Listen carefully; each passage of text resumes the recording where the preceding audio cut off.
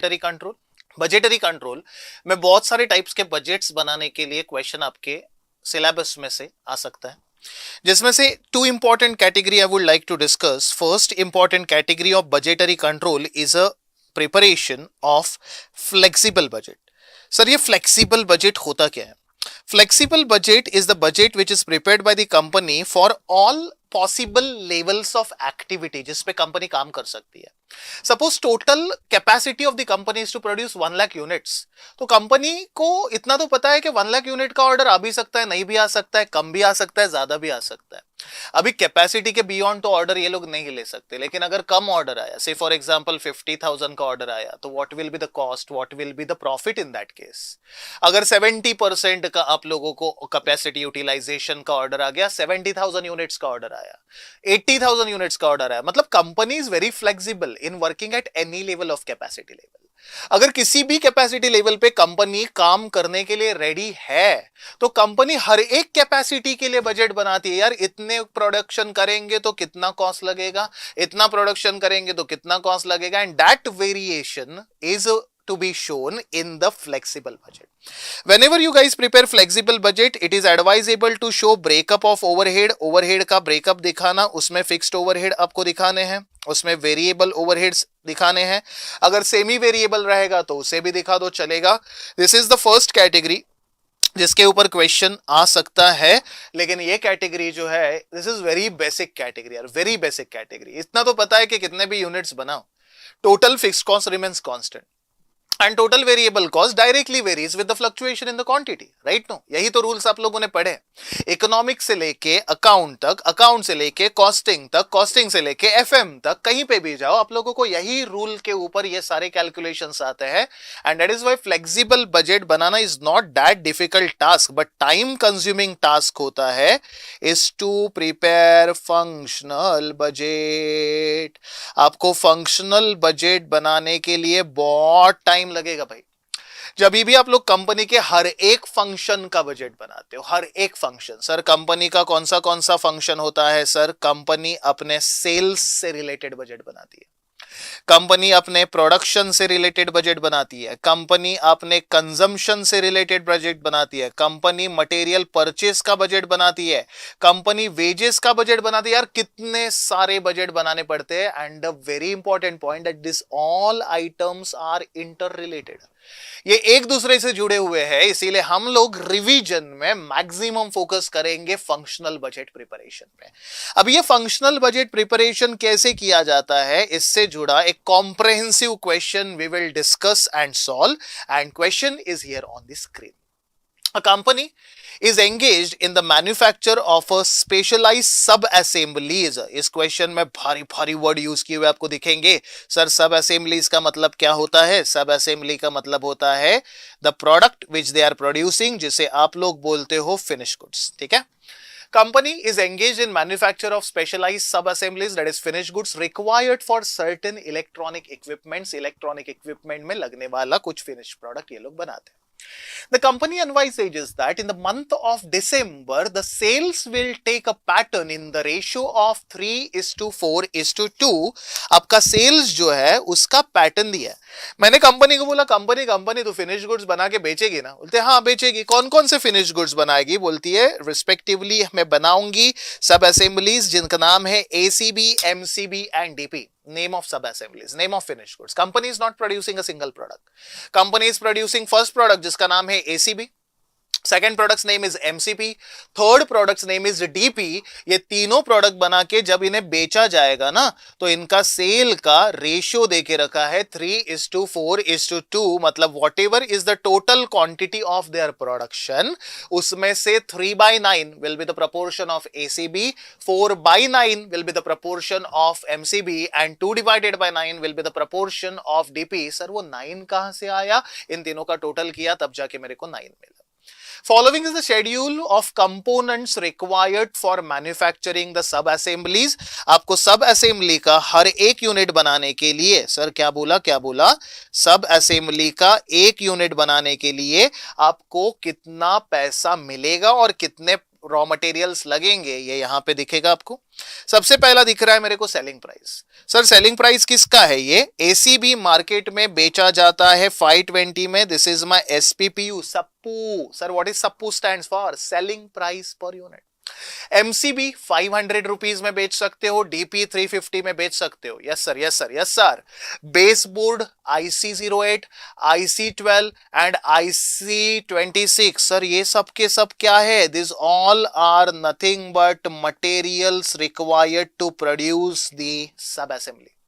आपको एक unit finish goods का अगर बनाना है तो एसीबी का एक यूनिट बनाने के लिए एक बेस बोर्ड लगेगा, 8 IC08 लगेंगे, 8 IC12 लगेंगे, 2 IC26 लगेंगे। सर ये IC क्या होता है? अगर आप कोई इलेक्ट्रॉनिक इक्विपमेंट खोलोगे ना, उसके अंदर एक ग्रीन कलर का बोर्ड होता है, दैट मदर बोर्ड बोलते हो आप लोग ना, that is called as base board. उसके ऊपर छोटे छोटे रजिस्टर, ट्रांसमीटर्स वगैरह ऐसे लगे हुए रहते हैं ना, those are called as ICs। तो यहाँ पे IC के 3 varieties the, IC08, IC12 and IC26। MCB बनाने के लिए भी एक बोर्ड लगेगा, उसके ऊपर 2 IC08 लगेंगे, 10 IC12 and 6 IC26 you are going to install. And ये सारे के सारे डीपी के लिए भी लगने वाले कंपोनेंट्स अपने पास अवेलेबल है। Along with that purchase price of each and every material is available with us. Immediately below this question says that the direct labor time and variable overheads required for each of the sub assembly, आपका हर एक unit of finish goods बनाने के लिए, 1 unit of finish goods बनाने के लिए लगने वाला लेबर का टाइम एंड वेरिएबल ओवरहेड का लिस्ट अपने पास अवेलेबल है। Company is having 2 grades of workers with them.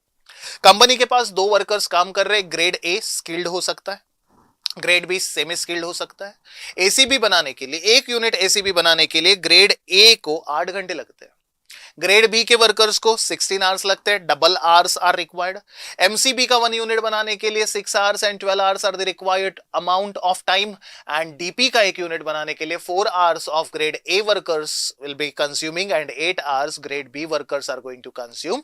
उनका वेज रेट भी अवेलेबल है आवर्ली बेसिस पे। Along with that variable overheads भी देके रखा है। The workers that is labourers work 8 hours a day for 25 days a month. एक worker एक दिन में 8 घंटे काम करेगा, ऐसे पूरे महीने में 25 दिन काम करेगा, तो पर वर्कर आपका 200 आवर्स का काम करने वाला है। तो 200 आवर्स PWPM मैंने लिखा। Sir what is PWPM? PW is per worker and PM is per month. एक महीने में एक वर्कर 200 घंटे तक का काम कर सकता है, इसके बियॉन्ड आपका वर्कर काम नहीं करेगा। द ओपनिंग स्टॉक्स हाईलाइट करता हूं। सर किसका ओपनिंग स्टॉक दिया है? पढ़। The opening stock of sub assembly. Sir sub assembly क्या है? Finish goods. And opening stock of component. Sir component क्या है? Raw material. For December 2012 are as under. अपने पास ओपनिंग स्टॉक्स के फिगर्स दिए हैं। फिक्स्ड ओवरहेड्स दिए हैं। सर फिक्स्ड ओवरहेड क्या होता है? सर बस क्या ऐसा पूछेगा? It is my fixed cost for the month and monthly profit is given 12 lakh. Profit भी दिया है बच्चों। अगर आपको इनकम स्टेटमेंट याद रहेगा तो फिक्स्ड कॉस्ट में प्रॉफिट जब ऐड करते हो, ऐड करने के बाद आपको कंट्रीब्यूशन मिलता है। Fixed cost plus profit gives you contribution. और यहां पे मार्जिनल कॉस्टिंग का कॉन्सेप्ट आपका कवर होता है। हे भगवान। A company is eager for reduction of closing inventories for December of sub assemblies and components by 10% of quantity as compared to the opening stock। Sir ये कहना क्या चाहते हैं? ये कहना चाहते हैं कि आपके क्लोजिंग स्टॉक जो है वो ओपनिंग स्टॉक में से जब 10% माइनस करोगे तो जो फिगर आएगा उतना आप लोगों का क्लोजिंग स्टॉक होगा। Read again.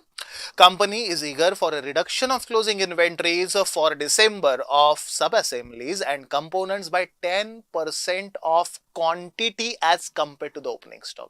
Opening stock में से 10% reduce करो, तेरे पास closing stock आएगा।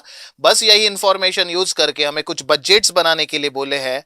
बजट में सबसे पहला है sales budget in quantity and value. If you observe this question, कहीं पे भी सेल्स क्वांटिटी दिया हुआ नहीं है, कहीं पे भी प्रोडक्शन क्वांटिटी दिया हुआ नहीं है, only opening stock quantity is given. और बोलते जा सिमरन जा झीले अपनी जिंदगी, राज के साथ खुश रहे। अरे यार कैसे चलेगा दीदी? यहाँ पे सबसे पहले तो क्वांटिटी ढूंढना पड़ेगा। सर क्वांटिटी कैसे ढूंढेंगे? क्वांटिटी ढूंढने के लिए see whenever you want to calculate quantity, एक एग्जांपल देता हूं, 1000 units at the rate of 10 rupees per unit करोगे तो आपके पास मिल जाएगा 1 लाख रुपीज का फिगर। सर ये क्या बता रहा है सर, समझ ले जरा ठीक से। मेरे पास टोटल है, मेरे पास पर यूनिट है, मुझे क्वांटिटी ढूंढना है, तो क्वांटिटी ढूंढने के लिए मुझे टोटल को डिवाइड करना पड़ेगा पर यूनिट से, बराबर ना। सर टोटल क्या है, मेरे पास टोटल कंट्रीब्यूशन है, चेक कर, फिक्स्ड कॉस्ट और प्रॉफिट ऐड करके टोटल कंट्रीब्यूशन मिलेगा। टोटल कंट्रीब्यूशन को पर यूनिट से कंट्रीब्यूशन से अगर डिवाइड करता है तो तेरे पास क्वांटिटी आ सकता है। तो my first ultimate objective is to find out the contribution per unit, only after that remaining budgets can be prepared. So let's calculate contribution per unit, but we should calculate contribution per unit for 3 products, because तीनों product आपको contribution देने वाले। Sir ये contribution होता क्या यार, sales minus variable cost, भूल गया क्या, रिवीजन में ऐसा पूछेगा। Question number 1 will solve now, जहां पे सबसे पहला हम लोग स्टेटमेंट बनाते हैं, statement showing contribution per unit. चलो लेट्स गिव हेडिंग।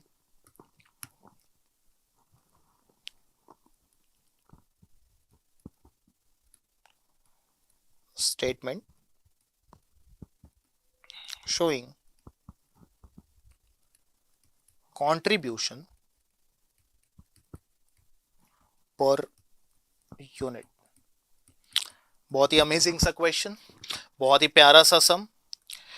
अगर समझ में आया तो यार बहुत मजा आएगा, और अगर कैलकुलेशन समझ में नहीं आया तो बहुत ज्यादा तुम लोग ना मेरे को ना ऐसा क्या क्या बोलोगे ना, मैं तो इमेजिन भी नहीं कर सकता। But seriously this is one of the comprehensive question covering all the functional budgets. पूरा चैप्टर इसमें कवर हो जाएगा फंक्शनल बजट का। First column is for particulars, then I'm calculating contribution for all my products. So ACB is my first product, MCB is my second product and DP is my third product। DP तक मैंने heading लिखा, लिख लो आप मेरे साथ। If you want to calculate contribution per unit calculate करने के लिए सबसे पहले आपको रिकॉर्ड करना पड़ेगा selling price per unit, and selling price per unit is given in the question, you can check। selling price per unit is 520, 500 and 350।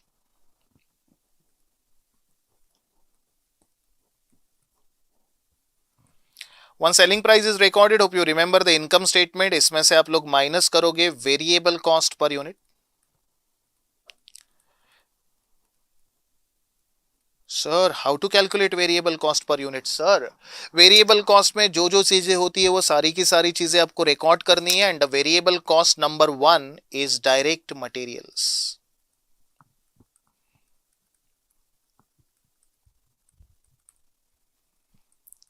Underline कर देंगे डायरेक्ट मटेरियल्स को, because total 4 materials are given in the question. ये चारों material अपने को record करने पड़ेंगे। Sir कौन से 4 मटेरियल? पहले मटेरियल का नाम है baseboard, second material is IC08, third material is IC12 and last material is IC26। all 4 materials are recorded। now what is the consumption of them? Check करो। ACB, MCB और DP बनाने के लिए कितने बेसबोर्ड आप लोग यूज कर रहे हो, जरा चेक करोगे तो मिलेगा you are using 111 baseboard which is available in the market at 60 rupees per unit. So one baseboard,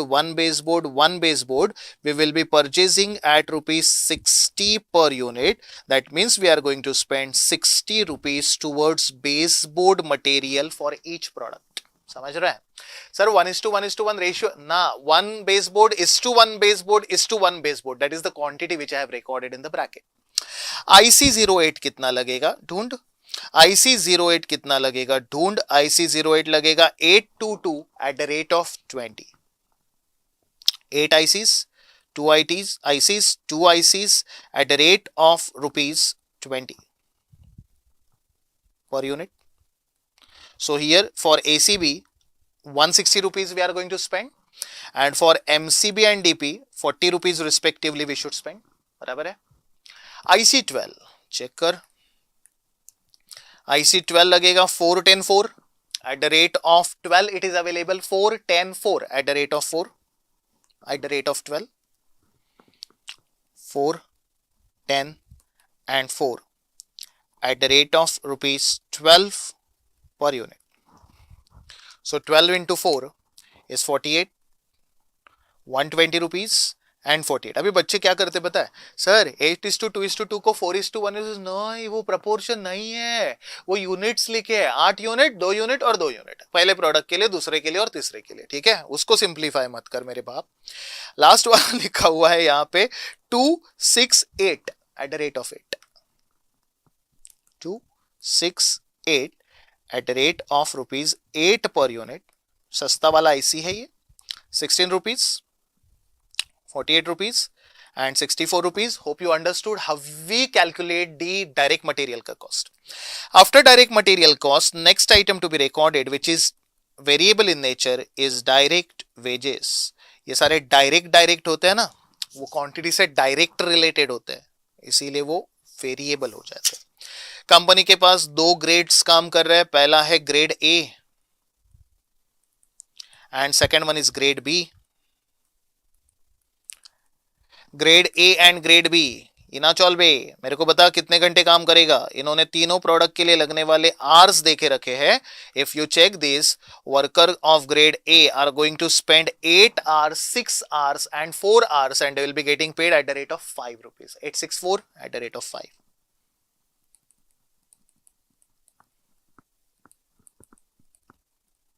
हो रहा है revise. 8 into 5 is 40, then 30 and 20 rupees का वेजेस अपने ग्रेड ए के वर्कर्स ने ले लिया। Grade B 16, 12, 8, 16 hours, 12 hours, 8 hours and they are getting paid at the rate of rupees 4 per hour. It's not per unit, it's per hour rate. Hourly rate is given. So 4 rupees into 16 hours, 64, 48 and 32. Wage rate is also recorded. क्या बात है sir, ये तो मस्त है। दिखने में थोड़ा सा हॉरिबल लगता है क्वेश्चन, लेकिन है नहीं यार, बहुत ही मजे से सिंपल सा क्वेश्चन है। यहां पे आता है आप लोगों का last item and that is variable overheads.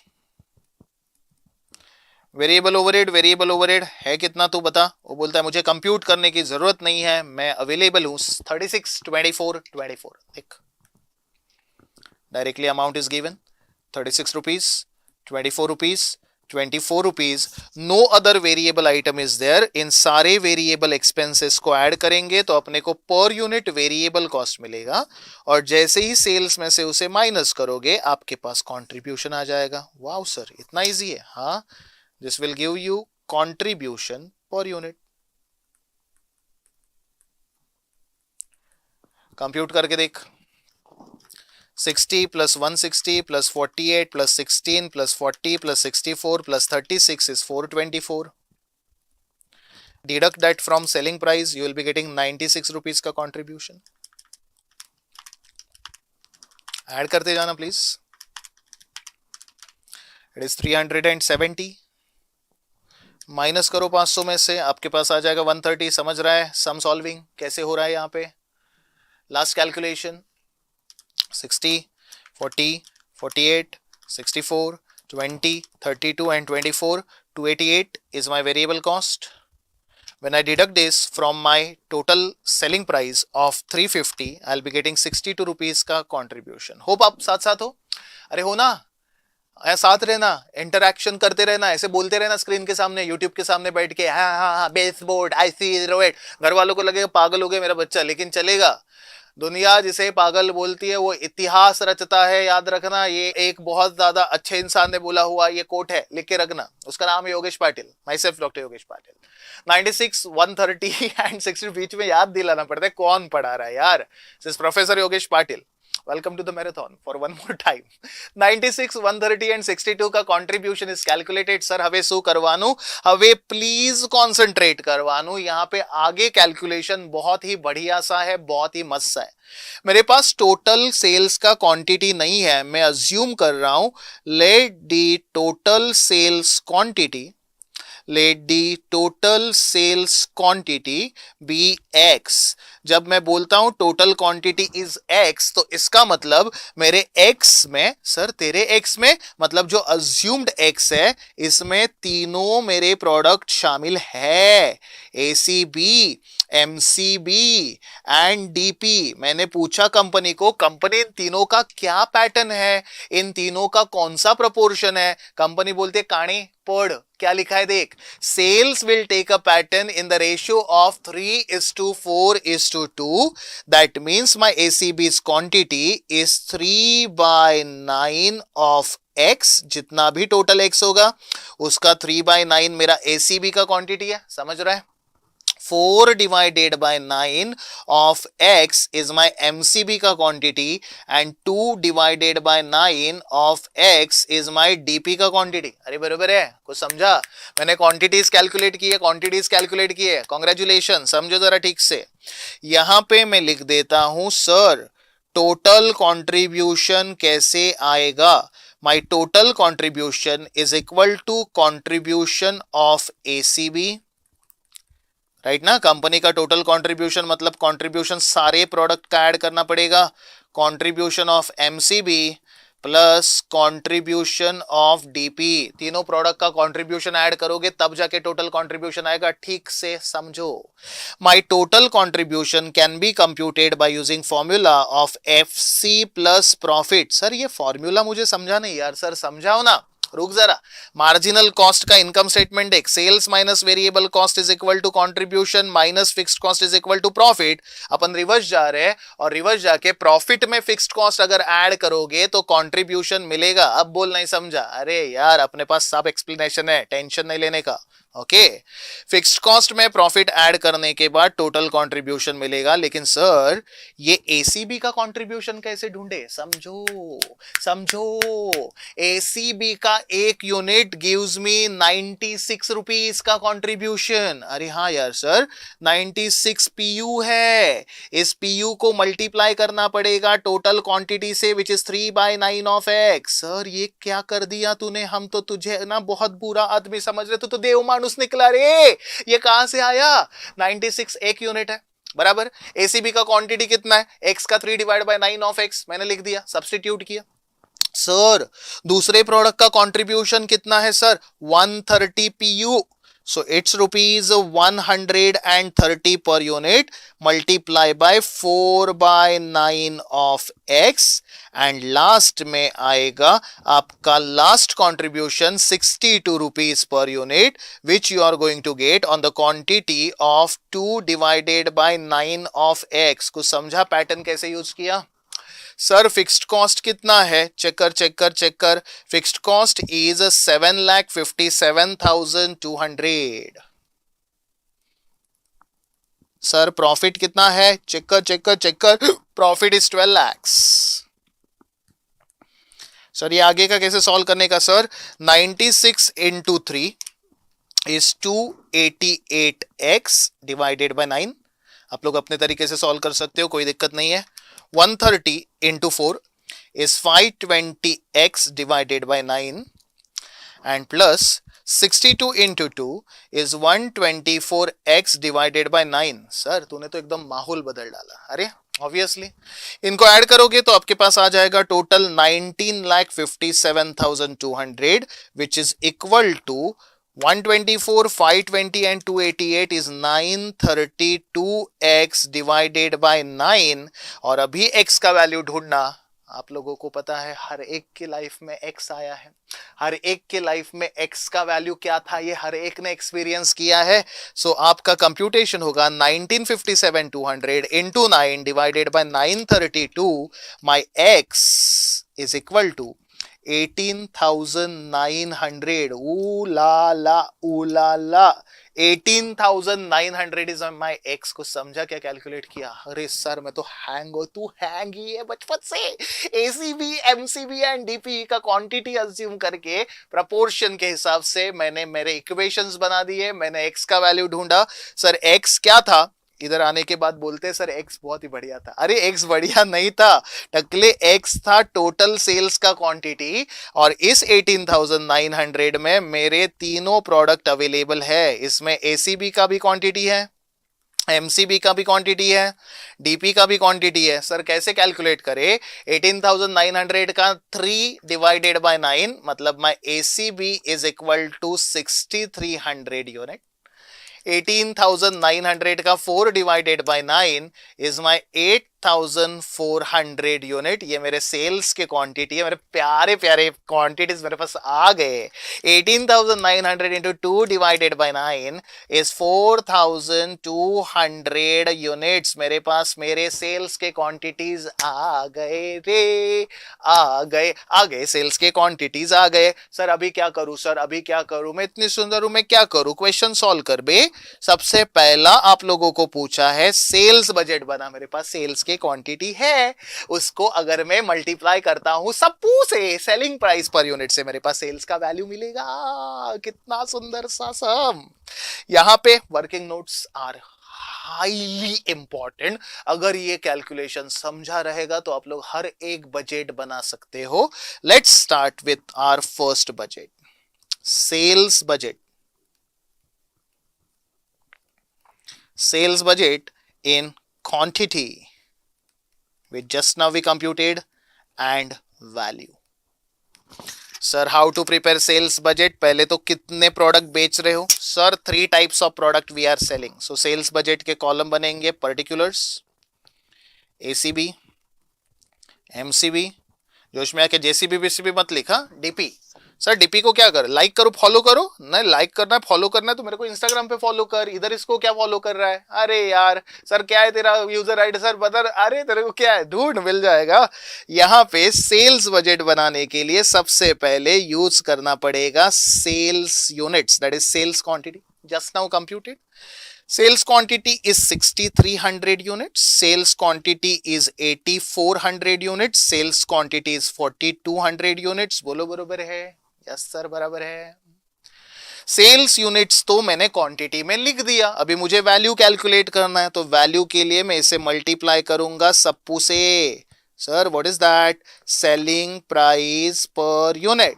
Selling price per unit is given in the question. Check करो, selling price 520, 500, 350, 520, 500 and 350।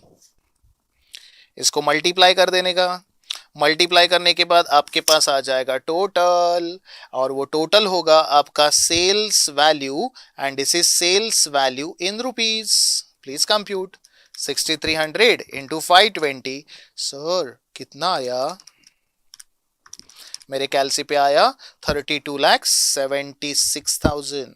सर सही है, सर एकदम सही है। 42 lakhs and 4,200 into 350 is 14,70,000। कृपया नंबर जांच ले, सारे कैलकुलेशन क्रॉस वेरीफाई करे, पहले इस्तेमाल करे फिर विश्वास करे। मेरा टोटल सेल्स भी मेरे पास आ चुका है। स्वागत नहीं करोगे हमारा?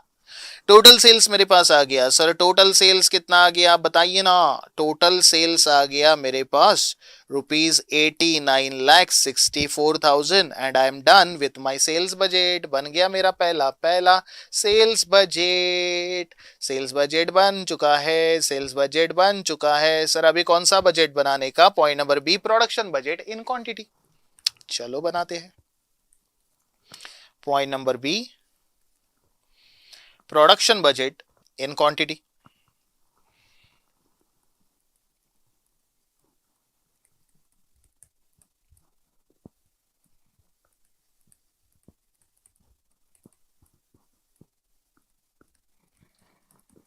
Sir how to calculate sir production budget? Sir how to prepare it? Sir याद कर कॉस्ट का basic, how we to calculate quantity produce sales units में। सर ऐसा नहीं समझता सर, हम लोगों को एक्सप्लेन करना ना अच्छे से। सर फ्री तो क्या हुआ सर, बताओ ना कैसे करूं, बताता हूं।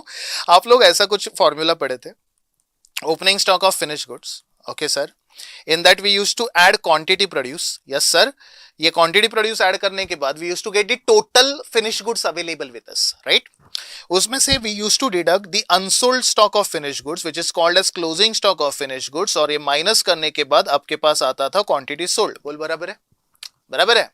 अभी मेरे को प्रोडक्शन ढूंढना है, तो प्रोडक्शन ढूंढने के लिए रिवर्स जाना पड़ेगा। So we will start calculation from sold, We will add finished goods का closing stock to our calculation. We will deduct opening stock from our calculation. Production मिलेगा.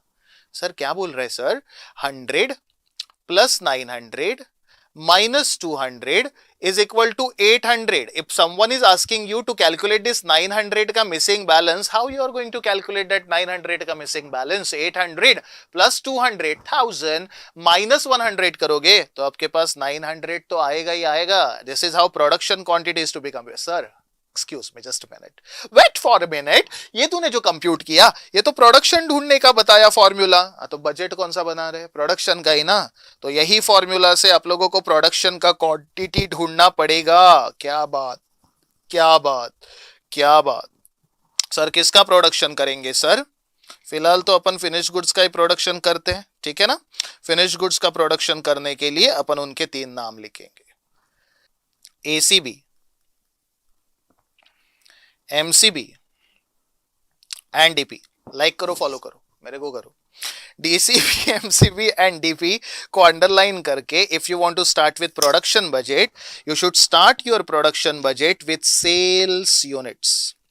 सर ये कब ढूंढा? थोड़ी देर पहले ढूंढा ना यार. बस क्या ऐसा करेगा? 6300, 8400 एंड 4200 बरोबर है. आ गया. इसमें आप लोगों को ऐड करना है closing stock of finish goods. ये closing stock of finish goods के बारे में कुछ तो इंफॉर्मेशन था. ये देख, closing stock equals to opening stock minus 10%. मेरे पास ओपनिंग स्टॉक के फिगर्स है. हर एक ओपनिंग स्टॉक में से माइनस 10% करोगे तो आपके पास आ जाएगा क्लोजिंग स्टॉक. अरे हाँ यार सर, तो 800 minus 10% is 720. Then 1200 minus 10% is 1080.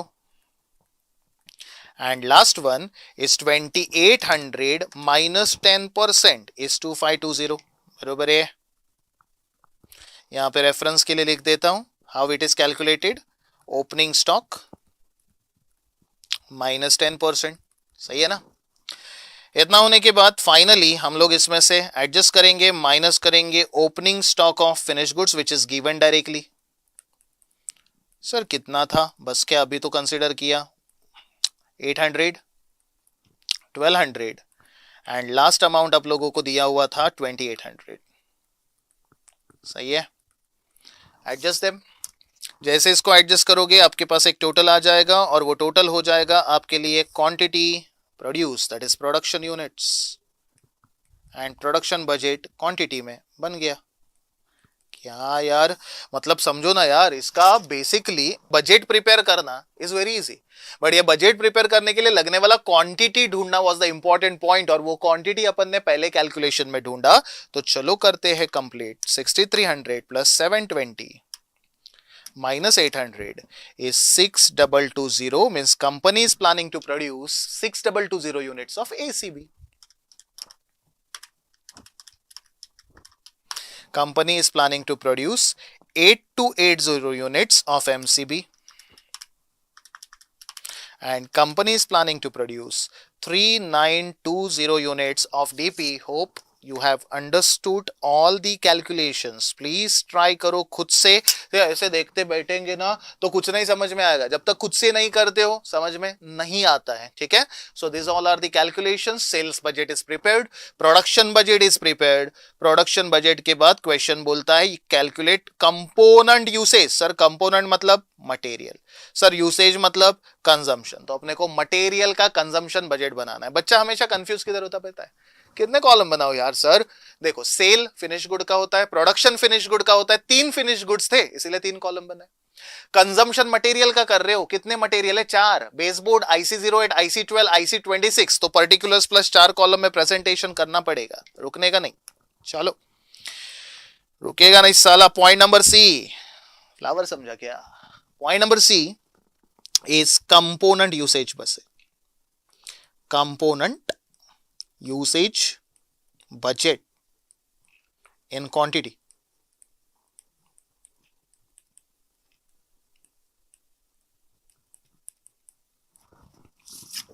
Underline कर रहा हूं as it is related to component.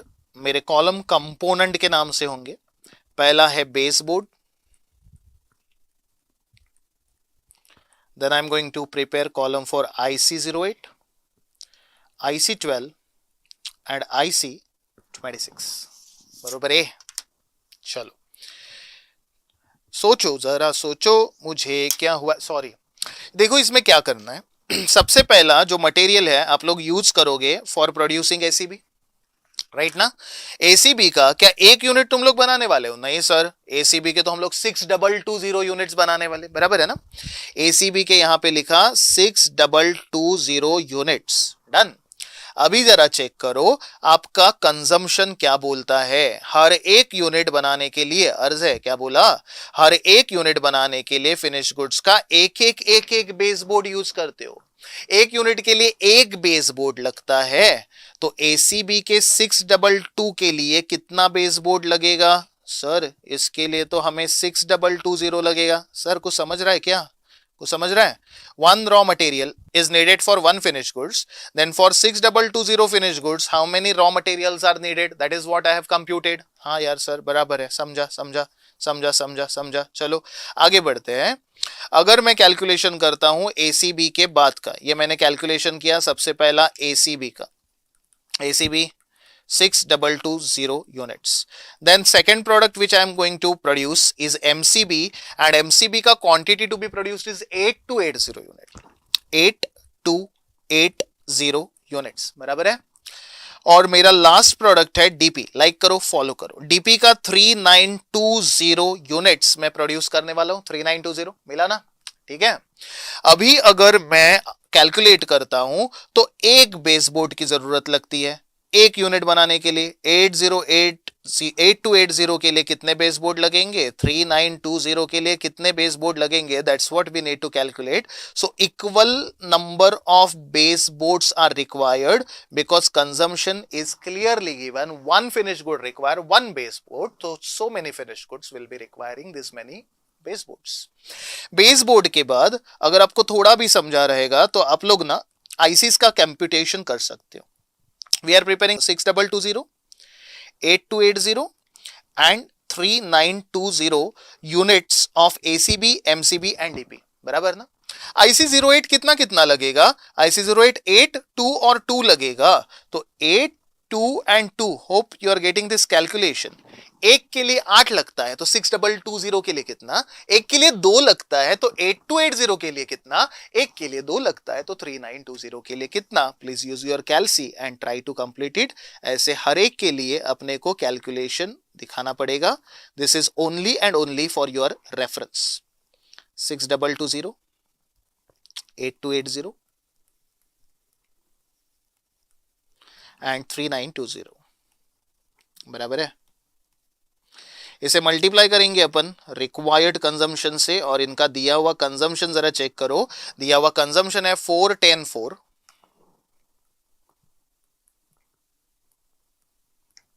410 and 4 and last का consumption is 2, 6 and 8.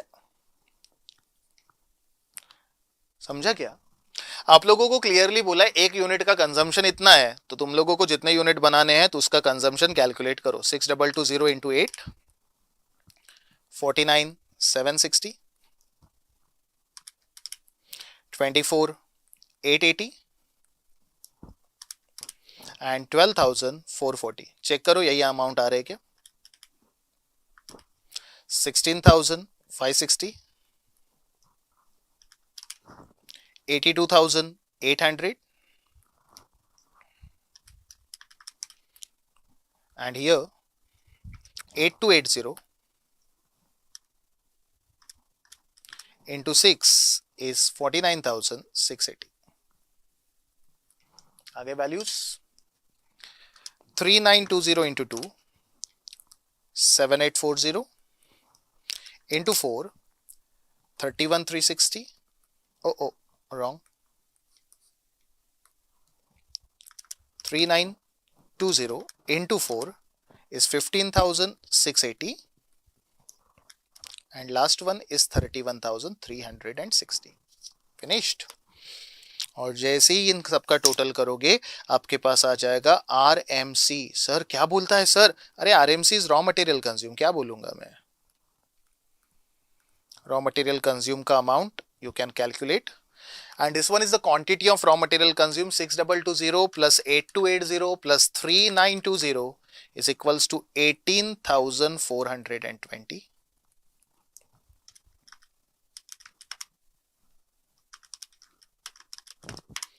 74,160. Check whether you are getting the same.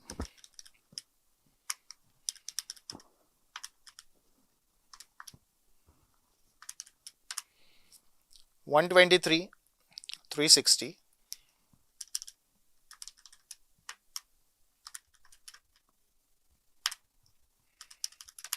And last one is 93,480. This much material is needed. Simple ना, इतने material का consumption करना है। फिर भी मैंने यही बोला था जब भी मैंने इस चैप्टर का थियोरी आपके सामने रखा था कि functional budget is the category which is going to consume time like anything. इतना सारा टाइम ये कंज्यूम करता है कि अरे ऐसे लगता है यार खत्म ही नहीं हो रहा यार ये सम। यहाँ पे आप लोगों का कैलकुलेशन शुरू हुआ सेल्स बजट से, लेकिन उसके पहले भी वर्किंग करना पड़ा। प्रोडक्शन बजट हो गया, कंपोनेंट यूसेज हो गया, अभी कंपोनेंट परचेस का क्वांटिटी और वैल्यू फाइंड आउट करना पड़ेगा। सर यार परचेस कैसे कैलकुलेट करते, याद कर, आरएमसी का फॉर्मूला याद कर। RMC is equal to opening stock, बराबर ना। इसमें ऐड होता था परचेस, उसमें से लेस होता था क्लोजिंग स्टॉक। अगर मुझे परचेज ढूंढना है तो क्या ना, से आरएमसी प्लस क्लोजिंग स्टॉक, और उसमें से जब मैं माइनस करूंगा opening stock, this equation will give me purchase. तो आप लोगों को ना ज्यादा दिमाग ही नहीं लगाना यार, आप लोगों के सारे formulas are from your cost sheet actually. तो आरएमसी का यूज करके उसमें क्लोजिंग ओपनिंग एडजस्ट करके हम लोग और एक बजट बनाएंगे जिसका नाम होगा purchase budget. Point number D, purchase budget, and purchase budget we are preparing in quantity and value. As purchase prices are given, value can be calculated. Sir कितने कॉलम, परचेस क्या करोगे, मटेरियल ना, तो जितने मटेरियल है उतने columns आप लोगों को बनाने पड़ेंगे। So first is base board, second one is IC08, then IC12 and then IC26. These are the columns which I have drafted for my calculation. Let's prepare purchase budget first. If you want to calculate purchase budget, बच्चों क्या आपने एक चीज notice की, पहला budget जहां पे खत्म होता है वहां पे दूसरा बजट शुरू होता है। सेल्स यूनिट जब ढूंढे तो सेल्स से ही प्रोडक्शन चालू हुआ, प्रोडक्शन ढूंढने के बाद प्रोडक्शन यूनिट के वजह से आप कंजम्पशन ढूंढ पाए, और कंजम्पशन के वजह से आप लोग आपका परचेज बजट बना सकते हो। RMC plus closing stock which is opening stock minus 10%, and then minus करना पड़ेगा ओपनिंग स्टॉक, तब जाके आपके पास आ जाएगा परचेस का quantity. This will give you purchase. और जैसे ही परचेस क्वांटिटी आता है इसे मल्टीप्लाई करना परचेस प्राइस से, जैसे ही परचेस प्राइस से मल्टीप्लाई करोगे आपके पास आ जाएगा परचेजेस का value in rupees. Correct, this we need to complete.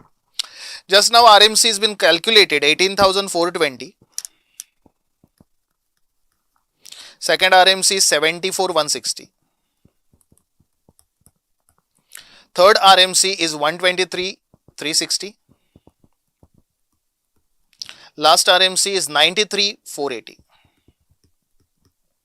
बराबर है, समझ रहे? क्लोजिंग स्टॉक तो है नहीं मेरे पास, ओपनिंग स्टॉक तो अवेलेबल है। ओपनिंग स्टॉक चेक करता हूं कितना है, 16, 12, 64, 1600, 1200, 6000 एंड 4000। चलो हमने ओपनिंग स्टॉक माइनस कर दिया, ओपनिंग स्टॉक माइनस कर दिया, माइनस कर दिया। अभी सर क्लोजिंग कैसे आएगा, उसमें से 10% हटा के, सो आपका 1600 में से माइनस 10% करो, क्लोजिंग मिला 1440। 1200 में से माइनस 10% करो, 1080। This is 5,400. This is 3,600. Kindly calculate the purchase quantity.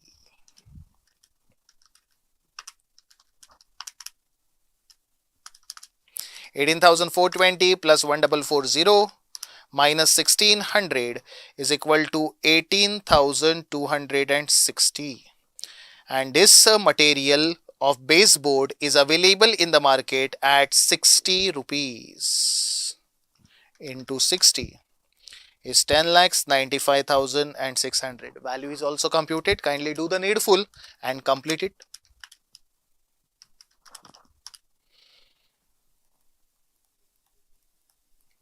Purchase price is 20 rupees. 14,80,800.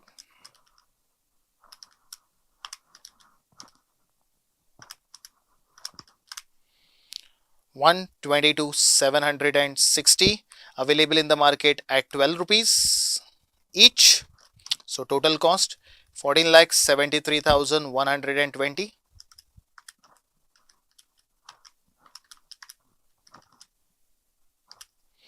$93,080 to be purchased from the market at 8 rupees per unit is equal to 744,640.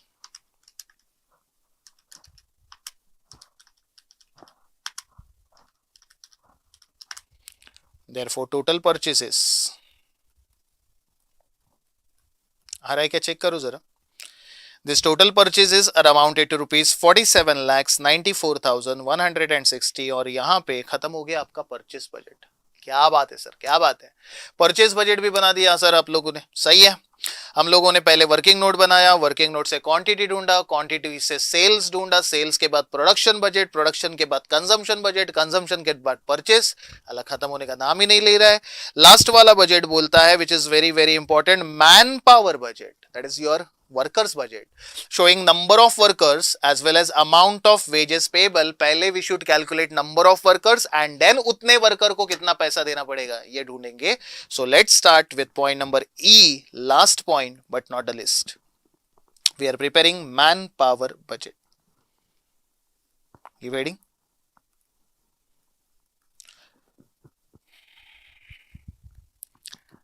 Manpower budget showing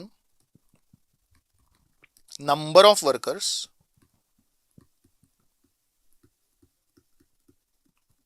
and wages payable. एक maximum confusion पता है बच्चों क्या होता है इस chapter में? इस चैप्टर में कंफ्यूजन ये होता है बच्चों को, तो यार मैं करूँ तो करूँ क्या, मैं कौन सा कॉलम बनाऊं? आप लोग वेजेस का बजट बना रहे हो ना, तो कौन कौन से ग्रेड के वेजेस है उतने कॉलम बनाओ. पहला तो मैं बनाऊंगा मेरे ग्रेड ए का कॉलम और फिर बनाऊंगा मैं ग्रेड बी का कॉलम. अब ये दोनों जो मेरे वर्कर्स है they are engaged in producing 3 product और ये तीनों प्रोडक्ट बनाने के लिए कुछ ना कुछ तो टाइम लगेगा ही लगेगा, बराबर ना. तो सबसे पहले मैं कैलकुलेट कर रहा हूं टाइम रिक्वायर्ड. अकॉर्डिंगली हमें वर्कर्स फाइंड आउट करने पड़ेंगे ना उतने टाइम के लिए. सर टाइम रिक्वायर्ड कैसे कैलकुलेट करें? चलो एसीबी का कैलकुलेशन करते हैं. एसीबी के 6220 units we are planning to produce. Correct है. अभी एक यूनिट बनाने के लिए आपका ग्रेड ए का वर्कर जो है वो एसीबी का एक यूनिट बनाने के लिए 8 घंटे का टाइम लेता है, बराबर ना. तो 6220 यूनिट बनाने के लिए 8 घंटे के हिसाब से कितना टाइम जाएगा? 6220 into 8 is equal to sir 49,760 hours लगेंगे. समझ रहा है? एक यूनिट का 8 घंटा, तो 622 यूनिट का कितना? सिंपली मैंने कैलकुलेशन किया और यहां पे 6220 यूनिट इंटू 16 आवर्स आप लोगों को करना पड़ेगा क्योंकि बी ग्रेड का वर्कर कंज्यूम्स डबल टाइम. तो अगर डबल टाइम कंप्यूट करोगे तो आएगा 99,520 hours are required, not taken. This are the standard hours according to the given data. ACB के बाद नेक्स्ट कम्स एमसीबी. एमसीबी के 8280 यूनिट्स आप लोग बनाने वाले हो. हाँ यार सर, इतने यूनिट्स अगर आप लोगों को बनाने हैं तो पहले तो चेक करो टाइम कितना लगता है. 6 hours and 12 hours, right? No. So 8280 into 6 hours and 8280 into 12 hours. Compute it. It's 49,680 is 99,360. And last DP. Like करो, फॉलो करो मुझको. डीपी जो है, डीपी में 4 आवर्स एंड 8 आवर्स लगेंगे. सर यूनिट्स कितने लगेंगे वो तो बोल. यूनिट्स लगने वाले इसके टोटल जरा चेक कर सकते हो आप लोग. इसका प्रोडक्शन क्वांटिटी है total 3920. So 3920 units we are planning to produce. 3920 3920 and required hours to complete 1 unit of product is 4 and 8. 3920 into 4, 15,680 is 31,360. को समझ रहा है क्या चल रहा है? हाँ सर, समझने की कोशिश कर रहे हैं, ठीक है। इन सबको ऐड करोगे तो आपको मिलेगा टोटल टाइम रिक्वायर्ड, जरा ऐड कर लेते हैं, is 2,30,240 and 1,15,120. This many hours are required. हाँ, अपने को आवर्स ढूंढने को नहीं बोला है, अपने को बोला है कि नंबर ऑफ वर्कर ढूंढ। यार एक वर्कर जो है ना बच्चों, समझो, हाँ, एक वर्कर जो है वो मैक्सिमम 200 घंटे काम करता है। सर कौन बोला यार, तेरे को सब कुछ पता रहता है। ये देख, नजर के सामने, जिगर के पास, मेरे सर पे मंडरा रहा है 200 घंटा 200 घंटा। एक वर्कर एक दिन में 8 घंटे काम करेगा, पूरे महीने में 25 दिन में 200 घंटे का काम निकल सकता है, बराबर है ना। So one worker can maximum work up to 200 hours, but my requirement is 1,15,120 hours. Boss cross multiplication करना पड़ेगा। अरे सर क्रॉस मल्टीप्लीकेशन नहीं कर सकते हम लोग, तो कोई दूसरा शॉर्टकट है क्या? डायरेक्टली कैसे करेंगे बताइए ना सर हमको। डायरेक्टली करने के लिए समझ ले कैसे कर सकते हैं। आपने जो number of hours find out किए वो नंबर ऑफ आवर्स को डिवाइड कर देंगे। चलो सर कैसे? सर ऐसे, it is divided by number of hours per worker per month. एक वर्कर 200 घंटे काम करेगा, यस सर। तो अपने को टोटल कितने वर्कर की जरूरत पड़ेगी? And here you are going to get the first thing which is asked in the question, and that is number of workers, बराबर है। सर नंबर ऑफ वर्कर कैसे कैलकुलेट करें? डिवाइडेड बाय 200 करो और राउंड ऑफ करो, क्योंकि fractional worker आप लोग अपॉइंट नहीं कर सकते। उसको बोलेगा 0.6 आ जा, बचा हुआ घर पे रहे, छुट्टी। तेरे 40% बॉडी को छुट्टी नहीं हो सकता ना। 2,30,240 डिवाइडेड बाय 200, यहां पे यू शुड अपॉइंट 1,152 वर्कर्स। आप लोगों ने नंबर ऑफ वर्कर बढ़ाया, राइट नो। ये सारे के सारे worker are going to work for certain number of hour, multiply by number of hours per worker per month.